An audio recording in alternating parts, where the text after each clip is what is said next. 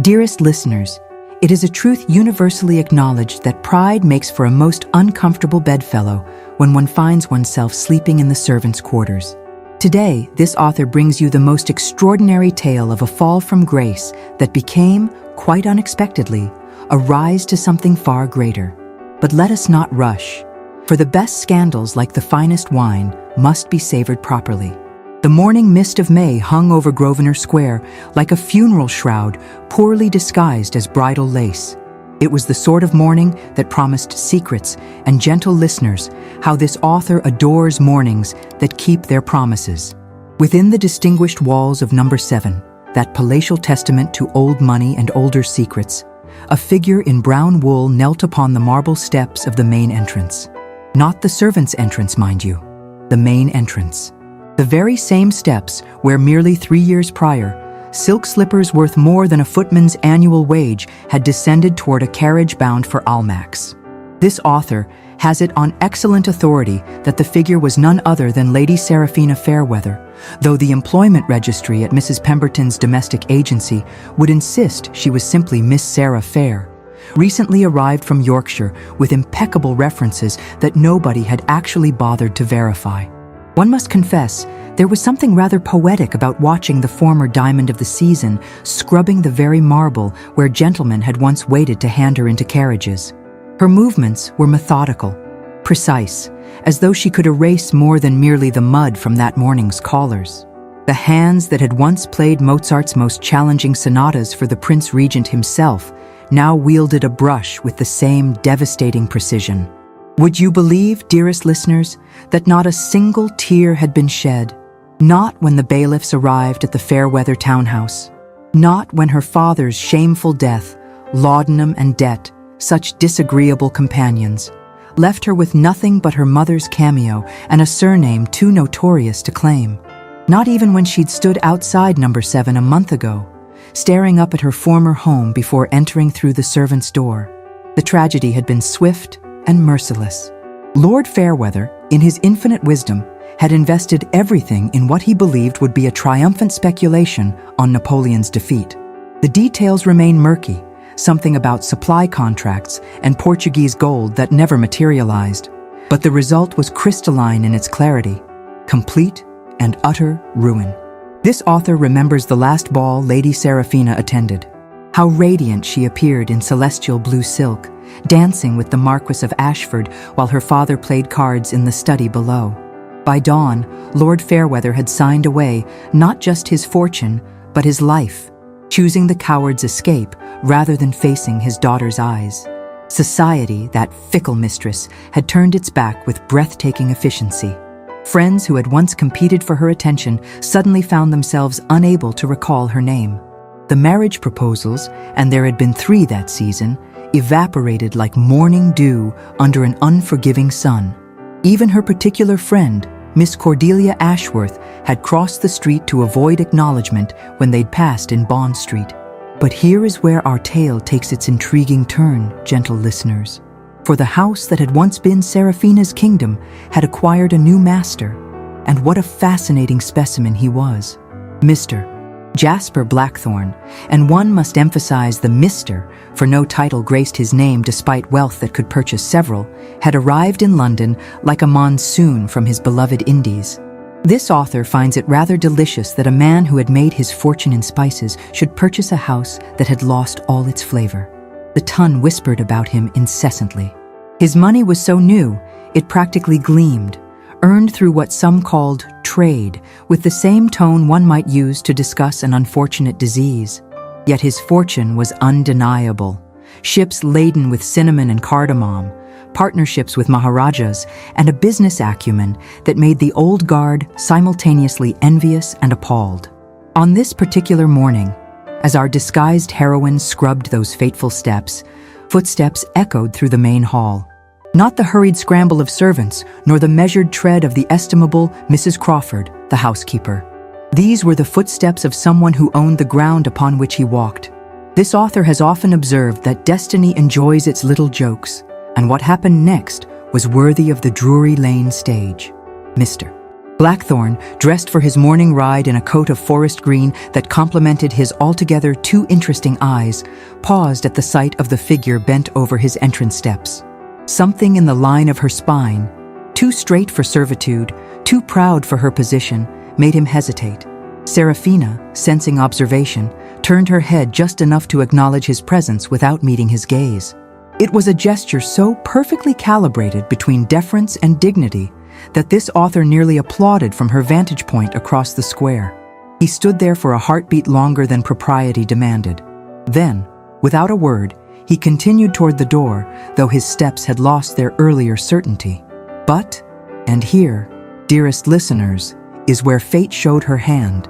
He turned back at the threshold. The new maid's profile, caught in the morning light filtering through the fanlight above the door, struck him with the force of recognition without context. Like hearing a melody from childhood in a foreign land, familiar yet unplaceable. He had seen that particular tilt of chin before, that specific angle of regard. But where? Mrs. Crawford appeared, breaking the spell with reminders of morning appointments and correspondence requiring attention. Yet, as Mr. Blackthorn retreated to his study, this author noticed him glance back not once, but twice, at the figure in brown wool, who had returned to her task with deliberate concentration. What our merchant prince did not know, but this author certainly did, was that his new employee had frozen the moment his voice reached her ears. She had recognized that voice from the moment he spoke to Mrs. Crawford in the hall. That precise baritone, those measured cadences, they were the same she had heard, muffled through the floorboards, dictating the terms of her family's ruin on that final, fatal night when the house changed hands. Oh, gentle listeners, if only you could have witnessed the delicious comedy of errors that followed. For the next several weeks, Number 7 Grosvenor Square became a stage for the most exquisite dance of denial this author has ever had the pleasure to observe. Mr.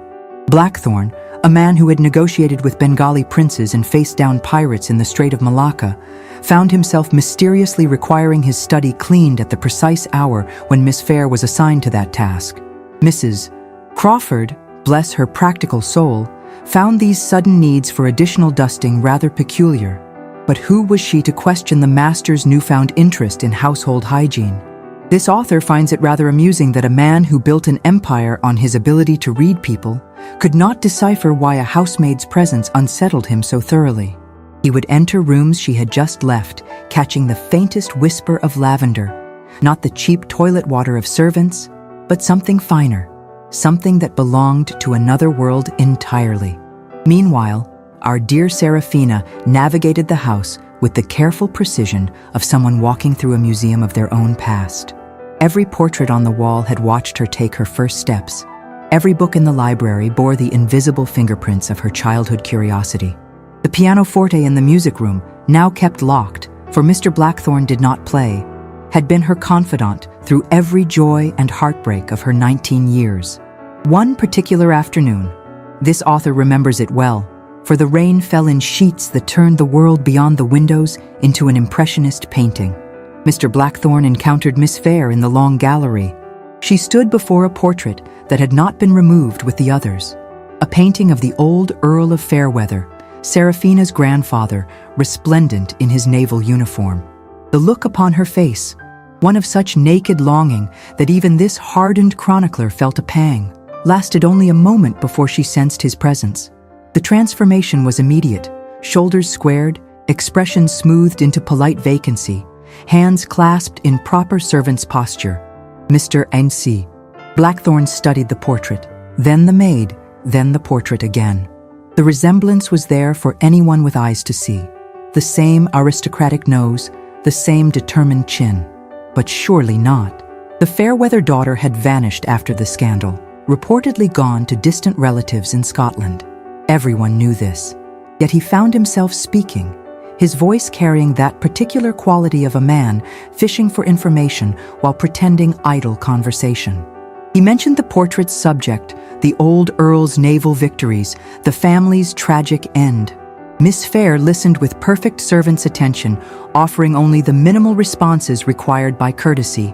But oh, dearest listeners, her knuckles were white where she gripped her dusting cloth, and Mr. Blackthorn, for all his pretended casualness, watched those knuckles with the intensity of a card, sharp, studying his opponent's tells. This author must now relate an incident that changed everything, though neither party would admit it for some weeks hence. It occurred on a Tuesday evening, unremarkable in every way except for what transpired in the music room of number 7. Mr. Blackthorne had departed for his club after dinner, or so the household believed.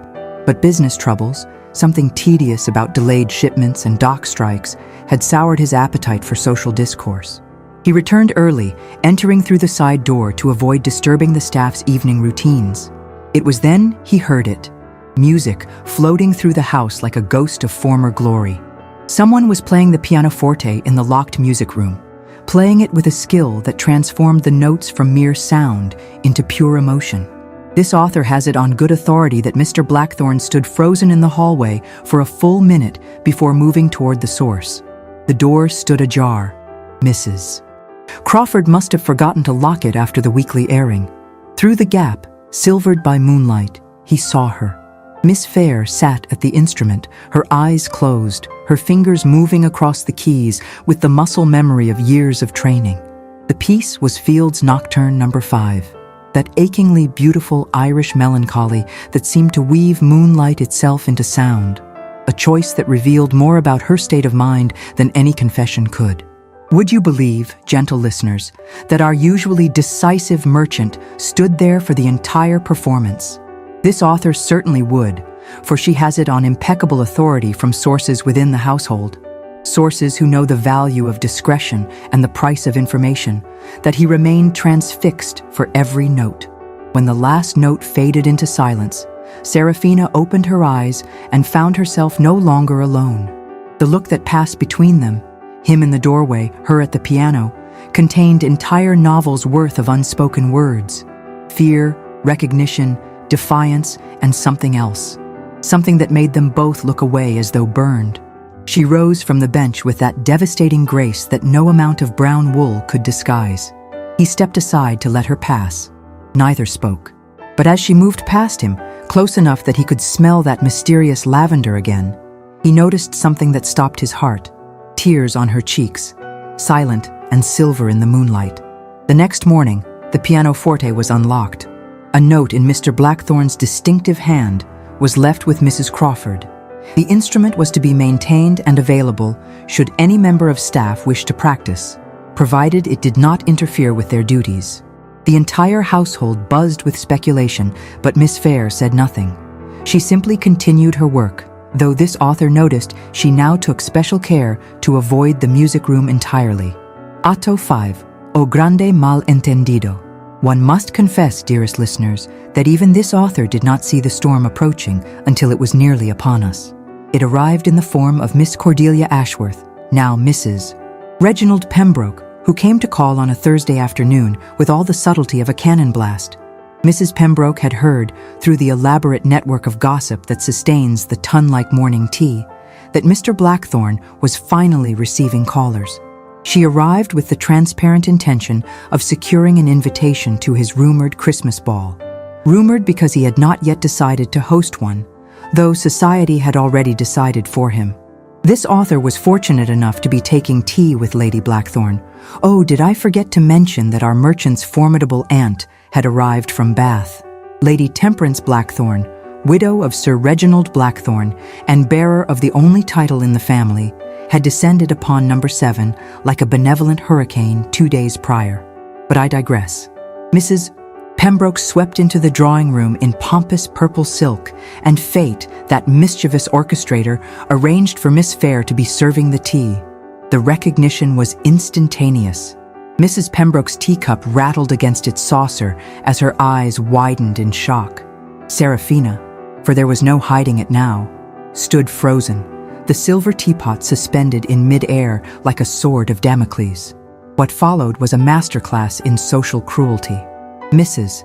Pembroke, recovering with the speed of a true gossip, began to speak of the tragic Fairweather situation with pointed looks at the maid. She lamented the daughter's disappearance, speculated on her probable fate, each suggestion more degrading than the last, while watching Seraphina's face with the attention of a cat toying with a mouse. Mr. Blackthorne, who had entered during this performance, observed the scene with dawning comprehension. The final piece of the puzzle clicked into place as he watched his mysterious maid maintain perfect composure while being eviscerated by someone who had once claimed to be her dearest friend. But here, gentle listeners, is where misunderstanding reared its ugly head. For Mr. Blackthorne, in his desire to end Seraphina's torment, made a critical error. He dismissed her from the room with a curtness that anyone, save this careful observer, might interpret as disgust, ordering her to send Mrs. Crawford instead. But what this author saw, and what poor Seraphina missed entirely, was the flash of protective fury in his eyes, directed not at the maid, but at her tormentor. Seraphina fled. There is no other word for it, while Mrs. Pembroke smirked in triumph. What she did not see was Mr. Blackthorne's subsequent treatment of her, an icy dismissal so complete that she left number 7 in tears, her social ambitions thoroughly crushed. But the damage was done. Seraphina, believing herself discovered and rejected, gave her notice that very evening. She would leave at week's end, no references required, no explanation given. This author must now relate the climax of our tale, and what a climax it was. Lady Temperance Blackthorne, who had observed the entire drama with the shrewd eyes of a woman who had survived 3 husbands and countless scandals, decided to take matters into her capable hands. On Seraphina's last evening, as she packed her meager belongings in the attic room that had once been her nursery, Lady Temperance climbed those narrow stairs with more agility than her 70 years should have allowed. What passed between them, this author learned from Lady Temperance herself over cards the following week. The older woman entered without knocking, seated herself on the narrow bed, and spoke with characteristic bluntness. She had known, she said, from the first moment. The fair-weather chin was unmistakable, and besides, she had been at Seraphina's christening. She spoke of pride and its price, of love and its possibilities, of her nephew who had been pacing his study like a caged tiger since the Pembroke incident. But most importantly, she revealed what Mr. Blackthorne had done after Seraphina left the drawing room. Not only had he cut Mrs. Pembroke dead, but he had spent the last 2 days liquidating assets to settle the remaining fair-weather debts, restoring at least financial honor to the name if not social standing. Meanwhile, 3 floors below, Mr. Blackthorne sat in his study, staring at an object that would have made this author weep had she less fortitude. Seraphina's diary, discovered in the library's hidden compartment where she had forgotten it 3 years ago. He had found it his first week in residence, but had only now, in desperation, read its contents. The entries painted a portrait of a girl on the cusp of womanhood, filled with hopes and dreams and observations about the very house he now owned. But it was the final entry, dated the night before her father's death, that broke him. Her conviction that love mattered more than money, that character surpassed title, that she would rather work honestly than marry without affection. Gentle listeners, steel yourselves for what happened next. Mr. Blackthorne took the stairs 3 at a time, dignity be damned, and burst into the servants' quarters just as Seraphina was closing her valise. Lady Temperance, with exquisite timing, excused herself with a knowing smile that suggested this had been her plan all along. What passed between them in that small room beneath the eaves, this author can only relate secondhand, for even Lady Ravenswood has some respect for privacy, though admittedly, not much. Mr. Blackthorne, for perhaps the first time in his life, abandoned the careful control that had built his fortune. He spoke of watching her from that first morning, of knowing something was different, special, extraordinary about the woman who scrubbed his steps with the bearing of a queen. He confessed to reading her diary, a shocking breach of privacy that would have scandalized if it hadn't been so desperate. He spoke of her courage, her dignity, her grace under impossible circumstances. He admitted that he had fallen in love not with Lady Seraphina Fairweather, whom he had never met, but with Sarah Fair, who faced each day with quiet strength. And then, oh dearest listeners, prepare yourselves, he did something that would echo through the drawing rooms of London for months to come. He knelt. Yes, Mr. Jasper Blackthorne, who had never bent his knee to anyone, knelt on the bare wooden floor of a servant's room and asked the former Lady Seraphina Fairweather to be his wife. But here is the part that makes this author admire our heroine even more. She did not immediately accept. She demanded to know if he was offering marriage out of pity, out of some misguided attempt to restore her position. She would rather remain a maid, she declared, than be a charity case in silk. His response, and Lady Temperance swears she heard this through the door, was that he needed her far more than she needed him. He could buy respect but not earn it. He could command servants but not inspire loyalty. He had conquered markets but could not navigate a ballroom without feeling like an imposter. He needed someone who understood both worlds, who could help him build something new from the ashes of the old.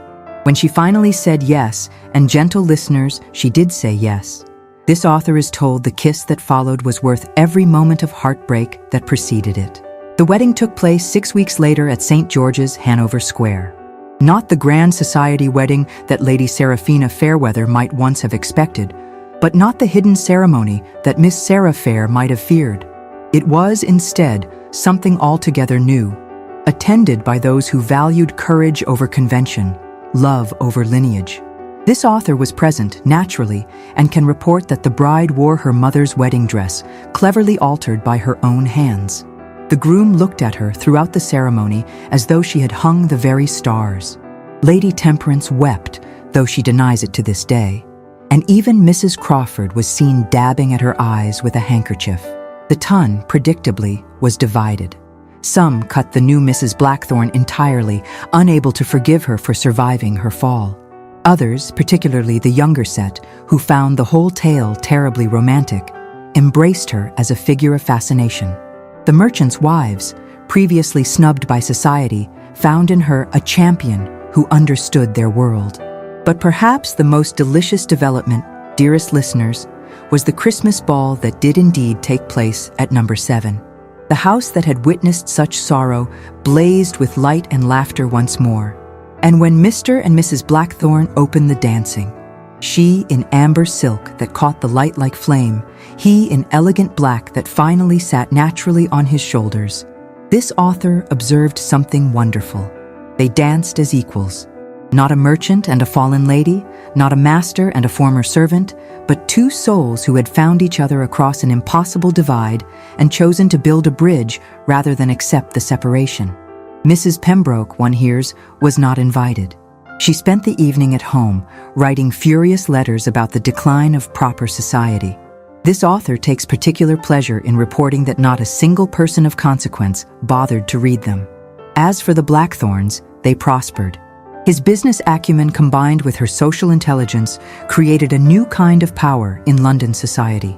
They hosted salons where merchants and aristocrats mingled, where new money met old traditions and found common ground. Their children, for yes, gentle listeners, there were children, grew up understanding that worth came not from a title or a trade, but from character and courage.